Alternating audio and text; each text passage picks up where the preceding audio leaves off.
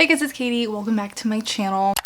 I've been wanting to make this video for a while, but I felt like this would be the most fitting time. It's currently November, NaNoWriMo. If you're not familiar with it, not sure why you're watching this video, but National Novel Writing Month. And so today I wanted to recommend some of my favorite books on writing. I've been participating in NaNoWriMo since I was 15. I'm now turning 23 this month. I love it. I think it's a very valuable tool for writers, no matter how you choose to use it. And if you could use a little extra motivation or help this month, I think these books are great picks. I mean, obviously they're great to read at any time of the year, but I know a lot of writers are in panic mode this month, so hopefully this video and these books will be helpful to you. If you're new to my channel, if you don't know who I am, I majored in creative writing in college, and I currently work as a freelance editor, and I also do writing of my own. So I've read 1,000,001 books on writing, both ones that I picked up on my own and things that were assigned to me for classes. So I've compiled the ones that I personally found to be the most helpful and ones that I still refer back to this day. But if you can think of any other resources that were super helpful for you, I would love if you would leave them in the comments down below so I can check them out, and also so everyone watching this can find some more materials. Also, let me know down below in the comments if you're participating in NaNoWriMo this month. How's it going for you? I'm participating. It's day 4, the day that I'm filming this, and I already have over 10,000 words. I'm on a really good start. I'm really excited about my project this year. Probably consuming more caffeine than I should be this month, but we'll survive. One other thing that I want to mention before we get into the video is I just want to shout out the company Ivory Ella. This video isn't sponsored, but they did kindly gift me a couple pieces from their new collection. I'll put some pictures up on the screen so you can see them a little bit better, but I got this pair of gray joggers that has a little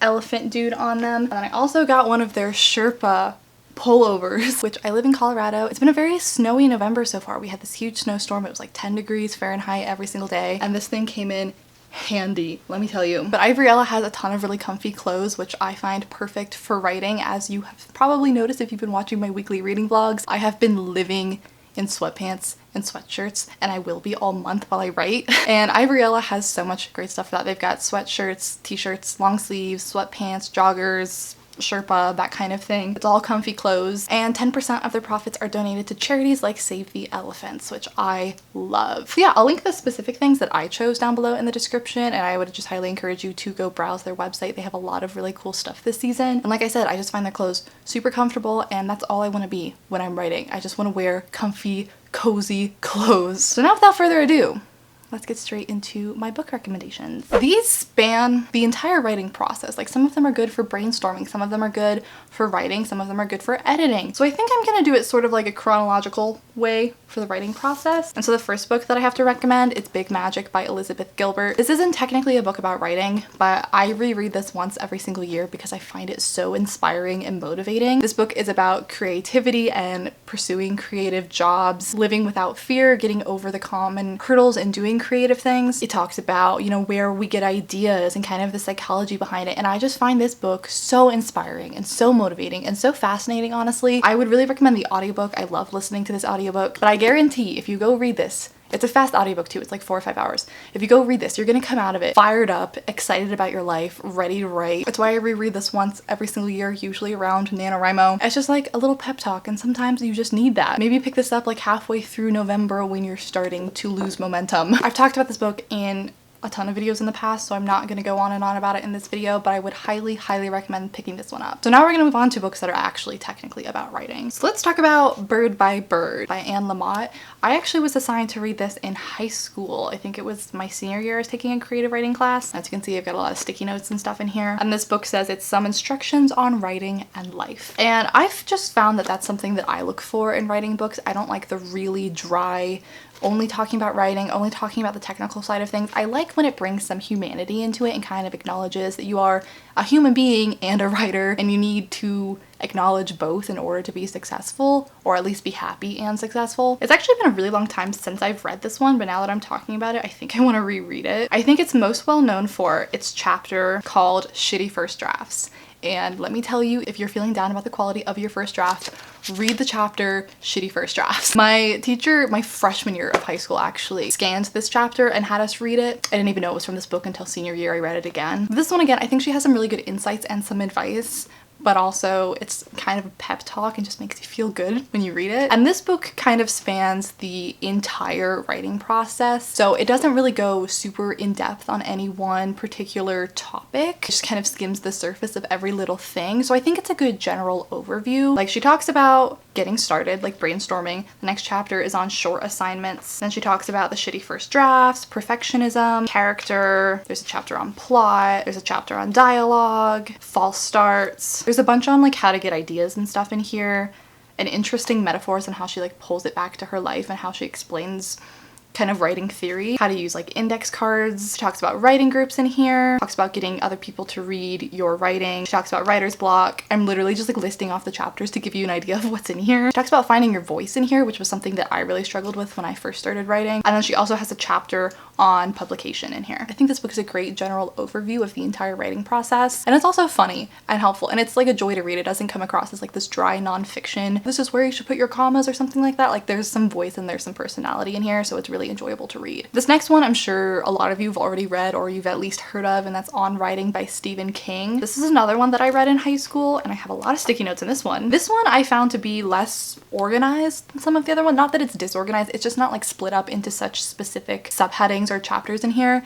It reads more like a narrative, like you have to read the full thing. It's not as easy to just like jump to whatever specific thing you're looking for in here. But obviously Stephen King is extremely successful and does very well for himself, so I always like reading about the writing process of successful writers. I find that very inspiring and motivating, and he definitely has some interesting insights. Like I read this probably 5 years ago and I still remember him talking about the theory how all stories are just like fossils, and so you're not actually ever creating anything, you're just finding a story that already exists and you're being the one to like bring it out into the open, which I found just like a very fascinating idea. That also kind of comes up in Big Magic by Elizabeth Gilbert. Yeah, he talks about his experience, gives some advice. If you want to read a craft book that reads more like a novel, it's more of a narrative, definitely recommend this one. Okay, so the next ones that I have are more the nitty-gritty technical side that really come into play after the first draft when you're editing and stuff. Some of these I refer to on a regular basis when I'm working with my freelance clients or when I'm editing my own work. I find them to be super helpful, but they definitely come in later in the process. So this one I actually haven't read all the way through. I got this one recently, but I thought I would include, and that's Starting from Scratch, A Different Kind of Writer's Manual by Rita Mae Brown. My grammar professor in college gave this to me as I was like leaving her class, and I was like, all right, I'll take it. So she talks about screenwriting in here. She talks about dishonest writing, introducing characters, writing the opposite sex, and she has a discussion on like women writers in here. This copy is actually really cool that my teacher gave it to me because she had gone through and like highlighted stuff. This one also kind of takes you through the entire writing process. So then it does have some technical advice in here. It talks about the passive voice, dialogue, character development, using myths and symbols, writing as a moral act. It has some writing exercises in here that you can try as well. And I like this one because it also tackles different kinds of writing. It's not all just about novels. Like there's stuff on here about magazine articles and nonfiction, short stories, plays, screenplays. So if you're a writer but you're not writing a novel and you're having a hard time finding material on other kinds of writing, this might be a good pick for you. Like I said, I haven't read this one in full yet, but everything that I have read I've really liked. I just think this one offers some helpful suggestions on like, if you're doing this and it's not working, maybe try this. And I really like that form of teaching. It's not telling you this is the only way to do it. It's just saying, hey, maybe try this and see how this works for you. Okay, and then the last two books that I have are very nitty-gritty actual writing craft. The first one is Navigating English Grammar. This was my textbook in my advanced grammar and style class in college, and like I said, I refer back to this if I'm doing like an in-depth edit on someone else's novel and I'm kind of like stuck on something. This is a really good reference book just to look back on. So the first chapter is what is grammar and how do we study it. The second one is nouns. The third one is noun phrases. The fourth is verbs. Fifth is verb phrases. Sixth is the clause. Seven is adjectives. Then we have adverbs, prepositions and particles, independent, coordinate, and subordinate clauses, and then more on complementation and modification. So this one, I think is more for people who really like editing and really like grammar. So if you're an editor, I would highly recommend this one. I find this to be super, super helpful. I learned a lot from it. If you're just a writer, I still think it's always a good idea to up your craft and really know what you're doing with your writing, but I don't think this is necessary for every writer. But definitely if you're trying to like self-edit your stuff, you definitely need something like this. But if you have an editor, like they will probably need this more than you will, is what I'm saying. But if you're interested in the English language and grammar and everything, I found this really interesting, but I'm a total grammar nerd. So, and then my last book is so freaking helpful. I love this resource. I actually recommend this to my clients all the time. I'll leave comments on their manuscripts and be like, I don't know if you've ever read this book, but you should look at this one. And it's called The Emotion Thesaurus, A Writer's Guide to Character Expression. And this isn't exactly a book. It's more like a list. So it gives you a table of contents. You can't see that. of all of these different emotions. So we have adoration, agitation, amazement, amusement, anger, anguish, all the way down to wariness, worry, and then it gives you a page number. So you flip to that. So say you're trying to write a character who is currently anxious. So you go to the anxiety page and they give you the definition of what anxiety is. And then it gives you all of the physical signals that would indicate this person has anxiety. And this is like a full page of all of the different body language things that would indicate that someone is anxious. And then after that, it gives you mental responses, like what is going on inside of that person when they're feeling anxiety. And then it gives you cues of acute or long-term anxiety. It gives you things that it might escalate to, and then it points you to different page numbers of those emotions that you can go to. And then it gives you cues of suppressed anxiety. So this is very helpful if you struggle with the whole show don't tell thing, if you struggle to show exactly what emotions characters are feeling, or if you just want to do a better job at getting deep into your character's head and their emotions. So for example, if you have a character who's dreading something, instead of saying he was dreading something, you could use one of the physical signals in here that it suggests, like avoiding eye contact, rocking slightly, seeking the safety of darkness or an exit, a downward gaze using the hair as a shield, increased swallowing, arms crossing the stomach in a protective huddle. Like, it gives you so many different examples of things that you could use for so many different emotions. So again, this isn't something that I would recommend using on your first draft because it'll just disrupt your writing flow. Like, get the rough draft down first. But then if you're going through and editing, especially if you've had,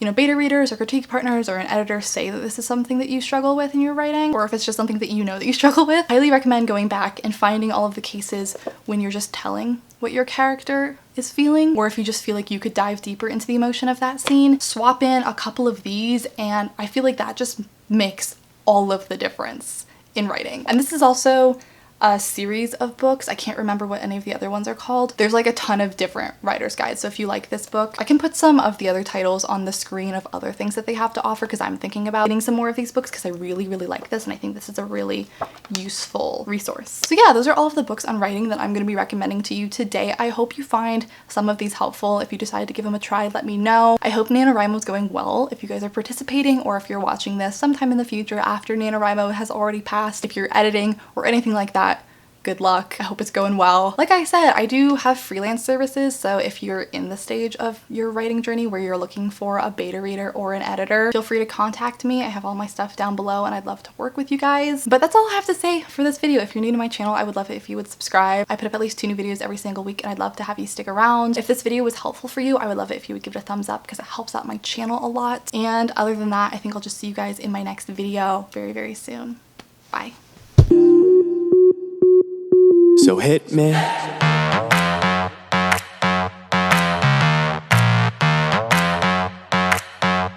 So hit me.